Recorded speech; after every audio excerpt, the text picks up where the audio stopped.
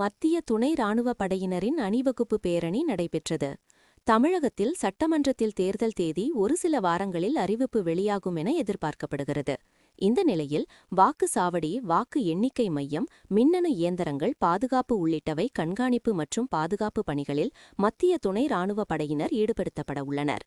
இதற்காக தேனியில் மத்திய ராணுவ படையினர் வருகை தந்துள்ளனர். அவர்களின் அணிவகுப்பு பேரணி இன்று நடைபெற்றது. தேனி ஏடிஎஸ்பி மகேஷ் இந்த பேரணியை கொடியசைத்து துவக்கி வைத்தார். தேனி பொம்மையகவுண்டன்பட்டியில் உள்ள சாலை பிள்ளையார் கோயிலில் தொடங்கிய இந்த அணிவகுப்பு பேரணி அல்லி நகரம், நேரு சிலை உள்ளிட்ட நகரின் முக்கிய பகுதிகள் வழியாக வந்து பங்களாமேடு பகுதியில் பேரணி முடிவடைந்தது.